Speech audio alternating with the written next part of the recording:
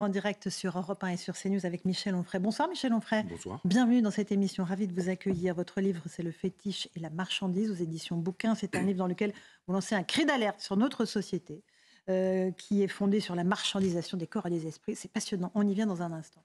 Il y a de l'actualité, évidemment, qui s'impose à nous. Et ces images très fortes qui nous viennent de Lampedusa, c'est sur la côte italienne, avec 7000 arrivées de migrants en 24 heures. Ce sont un record absolu, 123 000 arrivées depuis le début de l'année, et une immigration qui semble incontrôlée et dont l'Europe ne veut plus et ne sait pas s'entendre surtout pour tenter de la juguler. Qu'est-ce que ça vous inspire ? Ça m'inspire qu'il faut arrêter de dire des sottises en disant que l'Europe est débordée. L'Europe veut ça. L'Europe libérale maastrichtienne veut ça. Elle veut ça. Et pourquoi elle ne fera rien ? Parce qu'elle a abandonné sa souveraineté ? Non, pas du tout. C'est parce qu'elle a estimé qu'avec Soros et quelques autres, qu'il fallait planétariser le monde, qu'il fallait détruire le prolétariat français, qu'il fallait détruire le droit du travail, qu'il fallait précariser le travail et qu'il fallait un maximum de gens pour détruire tout ça. C'est formidable puisque la gauche soutient ça en plus de ça. La gauche et le patronat sont d'accord.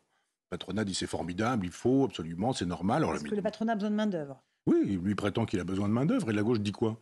Que la créolisation, c'est formidable, en transformant en esclaves des gens qui traversent et qui sont même pas des esclaves volontaires, parce qu'ils ont l'impression qu'ils arrivent dans un endroit qui est un pays de cocagne, alors qu'on va leur donner quoi ? J'ai vu tout à l'heure, là, des gens qui vivent sous les bretelles d'accès des autoroutes, des gens qui vivent dans des trucs en plastique fabriqués avec des cartons, des bouts de bois, des choses comme ça. C'est ça que la gauche estime être formidable. Donc il y a juste un moment donné où, si on veut effectivement faire l'éloge d'une créolisation généralisée avec l'Europe de Maastricht, il faut le dire, mais il faut arrêter de croire que l'Europe serait débordée. Alors après ça, vous savez, c'est de la petite politique politicienne. Madame Meloni est à la tête de l'Italie, donc évidemment, Ursula von der Leyen va essayer de lui savonner la planche. Donc il s'agit effectivement de faire tomber tous ces gens-là, de faire tomber la Hongrie, de faire tomber la Pologne, enfin tous les gens qui auraient encore une conception de l'État, de la nation, du peuple, qui voudraient préserver la dignité de tout le monde, la dignité de leurs travailleurs, la dignité de ces personnes. Ces gens-là, on estime qu'ils sont fascistes, d'extrême droite, etc. Non, c'est l'idéologie de l'Europe maastrichtienne, c'est tout ce que ces gens-là veulent. L'Allemagne a décidé de ne plus prendre aucune demande d'asile de gens qui viennent d'Italie. On peut assister à la dislocation de l'Union sur cette question-là, en tout cas ? Elle est déjà en mauvais état, c'est-à-dire qu'avec le Covid, on a vu que chacun reprenait ses billes, que l'Allemagne a dit oh là là, l'Allemagne, on y a cru tant que ça faisait notre affaire, mais quand ça fait plus notre affaire, l'Europe, on y a cru tant que ça faisait notre affaire, sinon non. J'étais à Bayreuth pour écouter les opéras de Wagner il y a quelques temps, et zéro drapeau européen à Bayreuth. Zéro drapeau européen. C'est pas étonnant. En France, vous avez, dans toutes les mairies de campagne, à 60 habitants, vous avez le drapeau européen, il faut absolument. Donc les Allemands ont fabriqué une Europe tant que ça servait l'Allemagne. Quand l'Europe ne sert plus l'Allemagne, on se défait de l'Europe. Donc à ce moment-là, ils ont retrouvé leur nation, leur nationalisme. Ils ont dit nous d'abord, nos masques, nos vaccins. Et puis on a vu comment les choses se passaient. Et puis après, on a vu que quand il fallait acheter des avions, ici ou là, on achetait des avions américains, mais sûrement pas des Rafales européens, ou plutôt français ou franco-européens. Donc elle est morte, cette Europe-là. Et on nous la force, on nous l'inflige de force parce qu'il y a une espèce d'impérialisme. Et vous avez vu, Madame Ursula von der Leyen nous dit mais moi, je n'exclus pas une Europe à 30. Donc c'est l'impérialisme, c'est-à-dire cet État maastrichtien avec son drapeau, avec son hymne, etc., est aussi un État impérialiste en disant on avance nos pions jusque le plus loin possible en direction de Vladimir Poutine, qui lui répond comme on imagine, comme on le voit bien. Je ne dis pas que par la brutalité. Répond par une guerre impérialiste lui aussi. Ce sont deux impérialismes. C'est l'impérialisme maastrichtien plus l'impérialisme russe, anciennement soviétique, qui sont en train de se combattre et les Français font les frais de cette affaire. Le prix de leur essence, le prix de leur nourriture, le prix de leur électricité, tout ça est en relation. C'est-à-dire que l'Europe décide d'une politique étrangère indépendamment des peuples, on ne nous a pas demandé notre avis, et cette politique met à genoux les peuples. Cette politique décidée par Madame Ursula von der Leyen met à genoux le peuple français qui est obligé de payer plus cher son essence, de payer plus cher sa nourriture, etc. Pas de causalité, rien à voir, laissez passer. En même temps, le peuple s'est prononcé il n'y a pas si longtemps, 1 an et demi. Il a élu Emmanuel Macron, dont on sait très bien que le projet il est élu avec est 20% des gens. Il est élu au second tour. Oui, d'accord, avec 20% des gens. Et en 2005, les gens ont dit on veut plus de cette Europe. Et en 2008, on leur a dit vous l'aurez quand même. Donc il y a eu un coup d'État en 2008. Il y a eu un coup d'État. Donc moi, je rappelle cette chose-là. Les Français ont dit non, on ne veut pas de cette Europe, c'est une catastrophe, regardez ce qu'elle nous offre. La gauche et la droite maastrichtienne ont dit vous l'aurez quand même. Traité de Lisbonne, Giscard a dit c'est le même traité et lui-même. Donc c'est pas moi qui invente. Je dis simplement que quand le peuple dit on ne veut pas de cette Europe, on l'a tout de même, et que quand même Sarkozy a été C'est Non. la même chose pour moi. Mais Macron a été élu avec Emmanuel Macron. 50% de gens qui ne votent pas et avec 20% de ceux qui votent pour lui. C'est-à-dire ça oblige. Normalement, un chef de l'État devrait se sentir obligé à l'endroit du peuple français. Les Français sont en colère. Vous avez parlé du prix de l'énergie, du prix de l'alimentation, de l'inflation, et aussi la question de la sécurité, qui est absolument centrale. Il y a une succession de faits de violence, de barbarie qui nous laisse absolument pantois. J'aimerais qu'on écoute juste 2 paroles de victimes, rapidement. La maman de la jeune Sokaina, cette jeune fille qui avait 24 ans, qui était chez elle à Marseille, au 3e étage, dans sa chambre, qui a pris une balle perdue, tirée par des kalachnikovs de dealers. Et puis Véronique Monguillot, la veuve du chauffeur de bus tué à Bayonne en 2020. Les deux ont les mêmes phrases. La France, c'est fini. Écoutez-les. La France, c'est fini la France. C'est fini la France. Il y a plus de règles. Il n'y a plus de loi en France. Il n'y a plus rien en France. La France est à la dérive. Hein. La France est... Enfin, je ne suis pas la seule à le penser, mais la France est à la dérive parce que, vous voyez, bon, j'évite d'allumer la télé parce que dès qu'on allume la télé, c'est pour voir des catastrophes, en fait. Et moi, ça me marque tout ça. Je me dis, mais comment on a pu en arriver là? Est-ce que vous partagez ce sentiment? Parce que ce n'est même pas un sentiment, c'est ce constat implacable. Oui. Il n'y a plus de règles, la France est à la dérive. Oui, on le voit bien. C'est-à-dire qu'à chaque fois que vous avez des faits divers, et heureusement que CNews est là pour les montrer, ces faits divers, en disant la France, ça reste quand même beaucoup ces choses-là, la solution c'est quoi? Qu'est-ce qu'on fait? Plus de policiers, dit la gauche, encore que plus de policiers. On veut des moyens, on veut plus de moyens. Maintenant, la police tue, nous dit-elle. Le syndicat de la magistrature nous dit le communisme, c'est la solution pour toutes ces choses-là. Abolition de la prison, terminons tout ça, c'est fini les politiques répressives. Et puis on nous dit il faut construire des prisons, nous dit Emmanuel Macron, il ne construit rien du tout. Si, de temps en temps, 2 ou 3, mais très très loin de ce qui aura été proposé. Puis il faut repenser la prison. La prison, c'est pas possible que ça dure comme ça. C'est pas possible que la solution, ce soit de mettre des gens... Ça, c'est les discours des bien-pensants, c'est ça? Michel Onfray, c'est ces gens qui disent qu'il faut repenser la prison. Non, c'est moi qui le pense. C'est vous. Moi, je le pense. Ouais. Je ne sais pas si je suis un bien-pensant, mais je pense qu'on ne met pas 3 personnes... Libre, en tout cas. J'essaie 3 personnes dans une même cellule en disant vous allez avoir le nez sur le trou des matières fécales de votre voisin et ça va vous dresser et en même temps dire vous allez vous comporter dignement. Non, il y a plein de gens qui ne méritent pas la prison, qui méritent l'hôpital psychiatrique, un traitement. Il y a vraiment plein de choses à faire pour repenser la prison, pour faire de telle sorte qu'on n'y mette pas tout le monde et n'importe qui. Des gens qui auront conduit 3 fois en état d'ivresse et puis des gens qui sont des gros dealers, tout ça dans un même... Il faut arrêter la jurisprudence Michel Foucault de cette idée que la société est méchante et que l'homme est gentil et qu'il faudrait changer la société et ouvrir les prisons. Ça, c'est une bêtise totale. Il faut repenser à gauche et à droite, mais la prison aujourd'hui, en disant c'est pas toute la solution, on n'y parviendra pas. C'est pas des places de prison supplémentaires qui permettront de remettre du surmoi. Ces gens n'ont plus de surmoi. Je veux dire, aujourd'hui, on tabasse, on massacre, on donne des coups de couteau, on donne des coups de pied, on donne des coups de poing, on saute sur la tête des gens, et puis on dit non, il m'a mal regardé, il m'a dit des choses pas gentilles. Et je l'ai tué, mais il n'y avait pas besoin de me regarder comme ça. Qu'est-ce que vous allez faire avec ça? Alors, évidemment, il faudrait refaire l'école, il faudrait refaire la société, il faudrait refaire la spiritualité, il faudrait refaire de la moralité. Je crois que ça n'est ni possible ni pensable. Michel Onfray, ce qui est terrible, c'est qu'il y a un vrai décalage entre ce que vivent les Français et ce que disent nos dirigeants. On va réécouter ce qu'a dit Emmanuel Macron il y a quelques semaines lorsqu'il réclamait de l'autorité et de l'ordre. Écoutez-le. Cette violence qu'on a vue, qui a conduit à brûler des écoles, des mairies, des gymnases, des bibliothèques, puis qui est devenue une violence de pillage, elle est le fait au fond de certains de nos compatriotes qui sont extrêmement jeunes, qui étaient parfois manipulés par d'autres, parce qu'on a ensuite eu des choses plus organisées. La leçon que j'en tire, c'est l'ordre, l'ordre, l'ordre. La deuxième, c'est que notre pays a besoin d'un retour de l'autorité à chaque niveau, et d'abord dans la famille. C'est terrible, c'est de dire 3 fois l'ordre et retour de l'autorité et que rien ne se passe. Oui, c'est lui. D'abord, c'est une citation, c'est le général de Gaulle qui dit l'Europe, l'Europe, l'Europe, 3 fois en disant tous ces gens qui sautent comme des cabris, qui disent l'Europe, l'Europe. Alors là, c'est une petite citation, c'est l'ordre, l'ordre, l'ordre. Mais c'est Macron, il parle, puis il fait rien du tout. Il a les moyens, mais ceci dit, à sa décharge, ils sont comme ça depuis 1983. À chaque fois qu'on a eu un chef d'État au pouvoir, il avait l'impression qu'il était toujours en campagne. Hollande, Sarkozy, Yaka, il faudrait, on devrait. C'est exactement la même chose avec Darmanin, qui est candidat aussi à devenir président de la République. Et ils font comme s'ils n'avaient pas le pouvoir. Mais quand on a le pouvoir, on y va. Et quand on a le peuple français, on y va encore plus. On sait très bien ce qu'il veut, le peuple français. On n'a pas besoin de faire des sondages, des genres de questionnaires à entrée multiple, des QCM en disant des préférendums pour savoir ce que veulent les Français. Mais on sait très bien ce que les Français veulent. Ils disent, mais ça ne doit pas continuer. Qu'est-ce que vous allez faire? Vous êtes là pour ça? Vous avez voulu le pouvoir, vous l'avez, qu'est-ce que vous faites du pouvoir?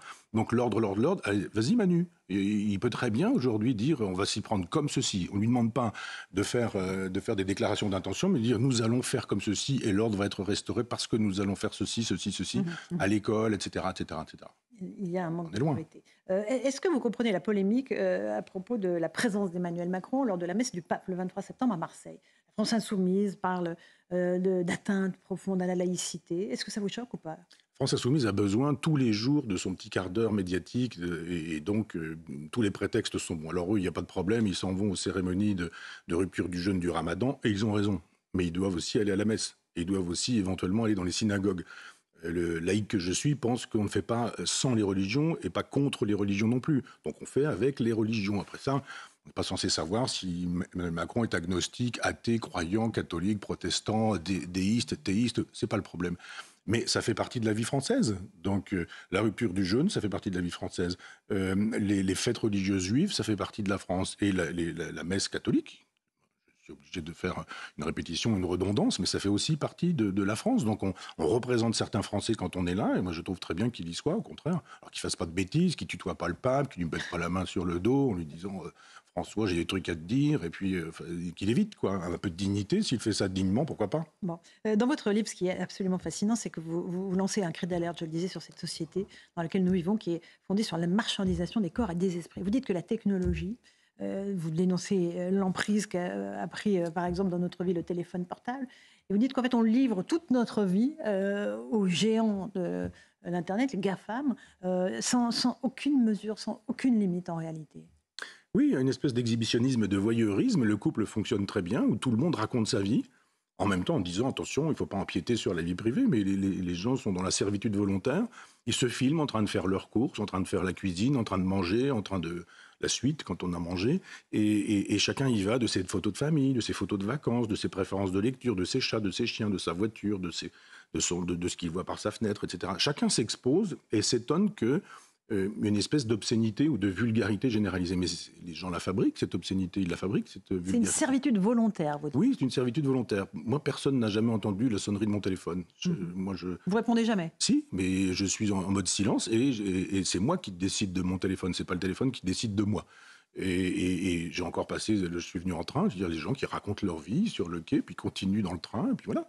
Et vous entendez les questions et les réponses. Oui, bien sûr. Quelqu'un l'autre jour qui disait je suis dans le train, je dis mais nous aussi. Et donc, ça l'a un peu calmé 2 secondes, mais juste pour dire qu'effectivement, tout le monde s'expose, tout le monde donne des informations, puis après, avec les algorithmes, vous êtes étonné de voir réapparaître des sollicitations, et des sollicitations qui, plus tard, deviennent des sollicitations politiques.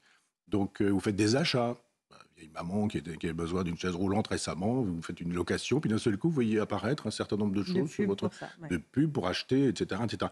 Mais si vous réduisez le téléphone à sa fonction essentielle, eh bien, finalement, vous êtes un homme libre et c'est pas le téléphone qui vous possède, c'est vous qui possédez le téléphone. C'est le propre des sociétés libérales, dans la mondialisation dans laquelle nous vivons ou pas?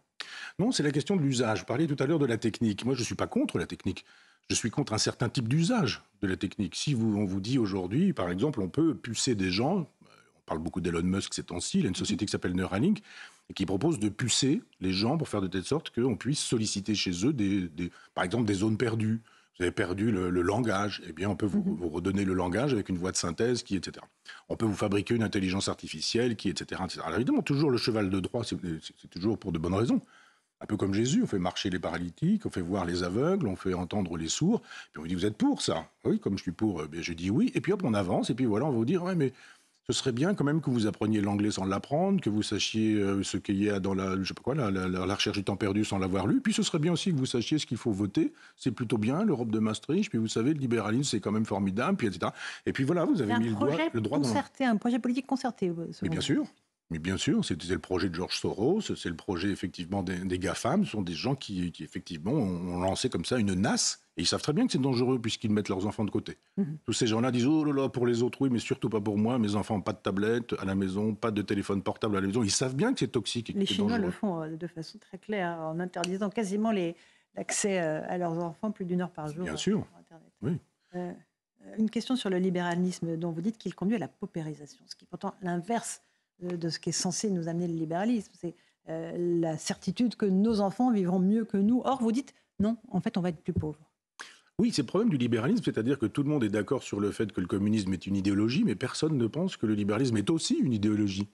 Et que c'est une idéologie qui fait des morts, évidemment pas exactement les mêmes et pas en quantités égales, mais je veux dire que cette idée qu'il y aurait une main invisible qui régulerait le marché, cette idée du ruissellement, reprise par Emmanuel Macron récemment, cette idée que les vices privés font les vertus publiques en fonction des enseignements de Mandeville, et qu'on a besoin des vices privés, etc., etc. C'est de l'idéologie, ça ne marche pas. Celui qui analyse bien le fonctionnement du capitalisme, c'est Marx, mais c'est aussi Proudhon, enfin c'est tous les deux en même temps et à peu près à la même époque, disent effectivement que ça produit la paupérisation, c'est-à-dire de plus en plus de pauvres qui sont de plus en plus nombreux et de plus en plus pauvres, et de moins en moins de riches qui sont de plus en plus riches. Je demande qu'on me dise que j'ai tort, enfin qu'on me fasse la démonstration que j'ai tort, c'est ce que ça produit, le libéralisme. Donc, c'est-à-dire le marché libre, entendons-nous bien. On laisse faire le marché, il y aurait une homéostasie, une espèce d'équilibre qui s'établirait automatiquement. C'est faux. Ce que ça produit, c'est pas un monde heureux, plein de bonheur, avec un niveau de vie qui s'élèverait pour tout le monde. On sait bien que c'est faux. C'est-à-dire si vous prenez le type qui gagne rien du tout et la plus grande fortune de France, que vous faites le total et que vous dites je divise par 2 et le gain moyen, enfin l'argent moyen du français, c'est ça n'a aucun sens. C'est un chiffre, mais ça n'a évidemment aucun sens. Il n'y a pas une force morale ou spirituelle qui est capable d'endiguer ce phénomène de marché, à votre sens? Non, parce que le christianisme n'est plus crédible sur ce terrain-là. L'islam ne s'occupe pas de ce terrain-là. Il est dans une logique un peu djihadiste, de conquête un peu guerrière et militaire, mais pas intellectuelle. Et on aimerait bien qu'il y ait une espèce de djihadisme intellectuel. J'entends bien que le djihad, il y a des définitions multiples. Qu'on ne me fasse pas dire que je fais l'éloge du djihad, mais je veux dire qu'on aimerait qu'un certain nombre d'autorités musulmanes puissent nous dire un certain nombre de choses sur la gestation pour autrui, sur la PMA, etc. Parce qu'il y a un combat à mener. Et puis après, peu importe de savoir si ça vient de la droite, de la gauche, d'un croyant, pas d'un croyant, je ne sais quoi. Est-ce qu'on a envie de sauver une civilisation dans laquelle il y avait de l'humanisme ? C'est-à-dire où on estimait que l'humain, c'était pas rien, que c'était pas un matériau, ou est-ce qu'on veut une civilisation dans laquelle l'humain, c'est aussi un matériau, et on dit, ben voilà, vous avez des sardines, des saucisses, puis vous avez aussi des organes, vous avez du sperme, vous avez des ovules, vous avez des enfants. Vous voulez acheter un peu de jambon, je vous mets un enfant, oui d'accord, vous le voulez comment, une petite fille aux yeux bleus, d'accord, pas de problème, il y a un catalogue, il y en avait d'excellents d'ailleurs jadis en Ukraine, vous pouviez choisir, vous avez le sperme d'un prix Nobel, aucun problème, vous avez la possibilité. C'est ce monde-là qu'on nous propose sous prétexte de progressisme.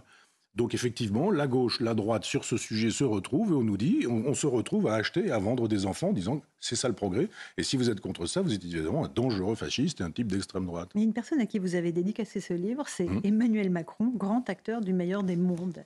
C'est de l'ironie, j'espère qu'on aura. Oui, c'est ça. Oui. C'est un peu d'humour ou pas? C'est vraiment de l'humour, oui. Parce que franchement, j'ai pas envie de lui dédier un livre, vous dédicacer un livre. Simplement, il y a dans Huxley, le meilleur des mondes, c'est en gros une lecture du meilleur des mondes. Une proposition politique. Il nous dit, Huxley, qu'il y a un partage du monde et qu'il y a des maîtres du monde, il y a des chefs du monde et des régions du monde, etc. Il en fait partie, il en est un. Et de fait, quand on dit « il dit tout et le contraire de tout », c'est vrai. C'est vraiment ce qu'il distingue d'ailleurs, Macron. Mais il a toujours un cap quand il agit. Regardez son action, il ne fait jamais le tout et le contraire de tout. C'est toujours la destruction de l'État, de la nation, du pays, de la République. C'est toujours le libéralisme européen pour faire un libéralisme planétaire. C'est toujours cette idée d'un grand marché qui vise, in fine, un État total pour une civilisation totale. C'est ça le danger. Quand il n'y aura plus qu'un État, et avec un gouvernement planétaire et une civilisation totale, on n'aura plus grand choix de penser quoi que ce soit. De toute façon, ça nous arrivera directement par puce. Mais on peut déjà lire votre livre, Le fétiche et la marchandise, aux éditions Bouquin Essai. Pas besoin de puce pour tout cela. Je rappelle aussi le titre de la revue Front Populaire.